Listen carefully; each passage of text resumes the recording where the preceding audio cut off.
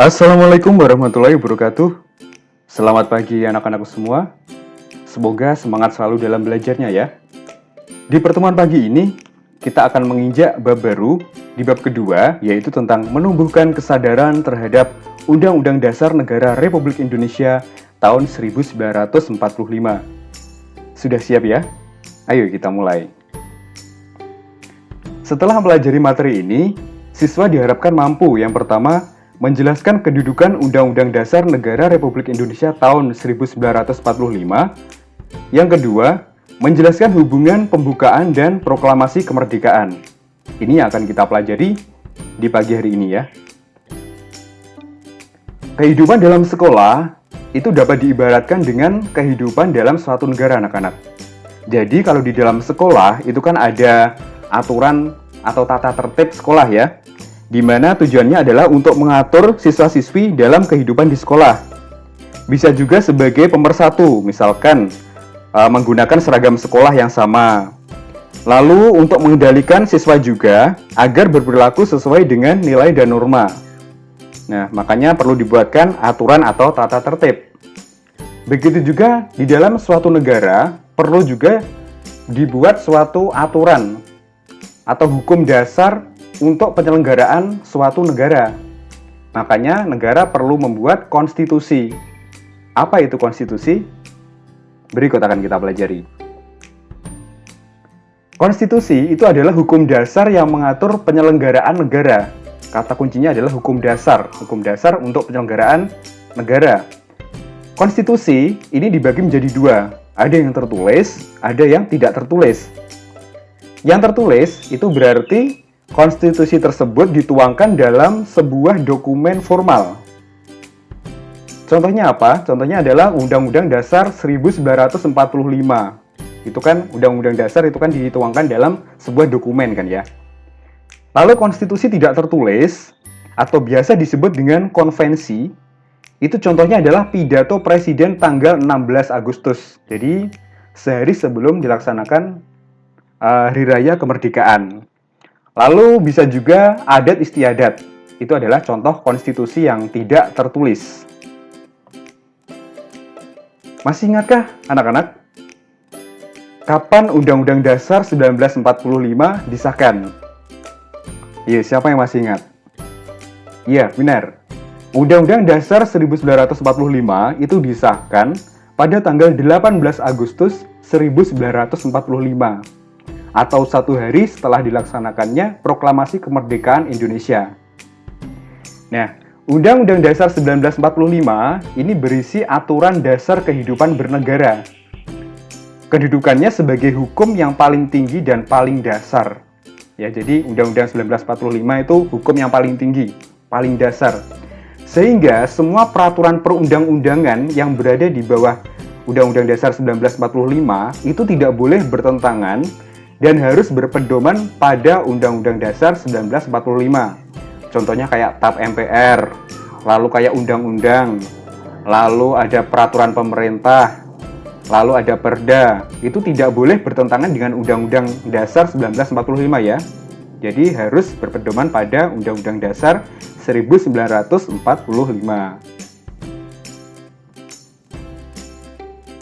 Nah, Undang-Undang Dasar 1945 ini sudah mengalami 4 kali perubahan anak-anak, atau istilahnya adalah amandemen. Dimulai dari amandemen yang pertama, itu pada tanggal 19 Oktober tahun 1999, lalu amandemen kedua, itu tanggal 18 Agustus tahun 2000, amandemen yang ketiga 10 November tahun 2001, dan amandemen keempat itu tanggal 10 Agustus 2002. Jadi Undang-Undang Dasar kita ini dilakukan perubahan berturut-turut ya, dari tahun 99 sampai dengan tahun 2002.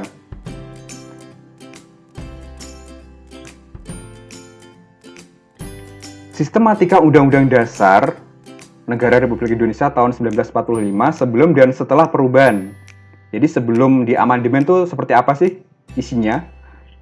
Sebelum dilakukan perubahan, isinya itu adalah pembukaan. Lalu ada batang tubuh atau pasal-pasal. Yang ketiga, penjelasan.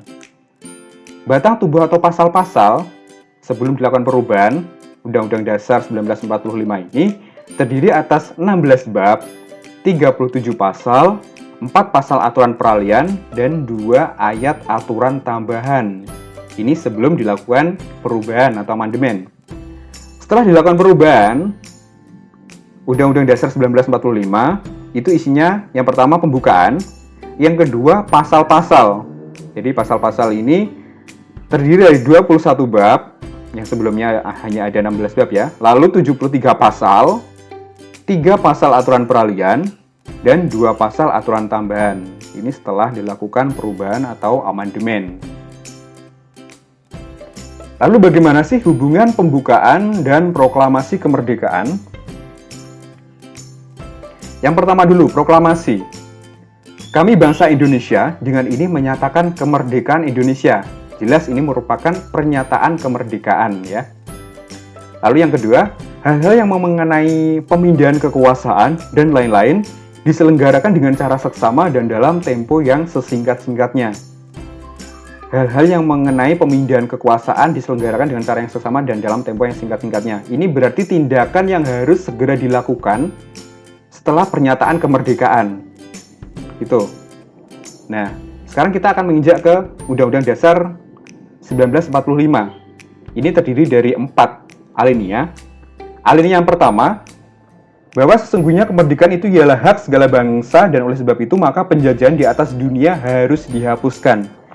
Jadi poin penting di alinea pertama, ini diawali dengan pernyataan bahwa kemerdekaan adalah hak segala bangsa. Segala bangsa berhak untuk memperoleh kemerdekaan. Ini inti dari alinea pertama. Alinea kedua, dan perjuangan pergerakan kemerdekaan Indonesia telah sampailah pada saat yang berbahagia dengan selamat sentosa mengantarkan rakyat Indonesia ke depan pintu gerbang kemerdekaan. Alinea yang kedua, ini alasan perjuangan kemerdekaan bangsa Indonesia telah sampai pada saat yang menentukan, yaitu saat yang berbahagia dengan selamat sentosa mengantarkan rakyat Indonesia dan seterusnya ini. Lalu yang alinea yang ketiga, atas berkat rahmat Allah yang Maha Kuasa dan dengan didorongkan oleh keinginan luhur, supaya berkehidupan kebangsaan yang bebas, maka rakyat Indonesia menyatakan dengan ini kemerdekaannya. Pada alinea ketiga ini, kemerdekaan merupakan rahmat Allah. Jadi ini menunjukkan bahwa bangsa kita adalah bangsa yang religius, ya, bangsa yang percaya adanya Tuhan, adanya Allah yang Maha Kuasa. Lalu alinea yang keempat, kemudian daripada itu, untuk membentuk suatu pemerintah negara Indonesia yang melindungi segenap bangsa Indonesia dan seluruh tumpah darah Indonesia untuk memajukan kesejahteraan umum. Ya, ini adalah tujuan bangsa Indonesia atau cita-cita bangsa Indonesia, memajukan kesejahteraan umum, mencerdaskan kehidupan bangsa dalam dunia pendidikan, lalu ikut serta melaksanakan ketertiban dunia, ya, untuk perdamaian abadi dan keadilan sosial. Cita-cita bangsa Indonesia, ya. Alinea keempat ini memberi arah pertanggungjawaban terhadap pelaksanaan proklamasi. Maka disusunlah kemerdekaan bangsa Indonesia itu dalam suatu Undang-Undang Dasar Republik Indonesia. Jadi ini tindakan yang harus segera dilakukan setelah kemerdekaan, yaitu mengesahkan Undang-Undang Dasar Negara Republik Indonesia. Nah, inti dari alinea 1 sampai alinea 3 itu merupakan uraian terperinci dari kalimat pertama kemerdekaan. Nah, ini kalimat pertamanya ini kan bahwa kemerdekaan itu ialah hak segala bangsa kan. Nah, alinea kedua, alinea ketiga ini merupakan uraian terperinci dari kalimat pertama kemerdekaan. Lalu alinea keempat memberi arah pertanggungjawaban terhadap pelaksanaan proklamasi kemerdekaan. Nah, yang kedua ini tadi dari proklamasi, tindakan yang harus segera dilakukan dengan pernyataan atau setelah pernyataan kemerdekaan, yaitu diantaranya dengan mengesahkan Undang-Undang Dasar 1945 gitu. Jadi ini ada hubungan antara proklamasi dan Undang-Undang Dasar 1945. Pembukaan Undang-Undang Dasar 1945 dan Proklamasi Kemerdekaan itu merupakan satu kesatuan yang bulat. Makna yang terkandung dalam pembukaan Undang-Undang Dasar 1945 ya, merupakan amanat dari Proklamasi Kemerdekaan. Jadi pembukaan Undang-Undang 1945 ini merupakan amanat dari Proklamasi Kemerdekaan. Ya, jadi karena di dalam Proklamasi Kemerdekaan tadi ada tindakan yang harus segera dilakukan, dengan pernyataan kemerdekaan ya, yang ada di alinea kedua ini, maka tindakan yang harus segera dilakukan salah satunya adalah dengan mengesahkan Undang-Undang Dasar 1945 ini tadi, gitu. Yang ketiga, mengubah pembukaan Undang-Undang Dasar 1945 pada hakikatnya adalah membubarkan negara. Jadi oleh karena itu, pembukaan Undang-Undang Dasar 1945 ini tidak boleh diganti, tidak boleh dihapus ya. Jadi pembukaan Undang-Undang Dasar 1945 ini sangat penting sekali untuk penyelenggaraan negara sebagai dasar ya dalam suatu Undang-Undang Dasar 1945.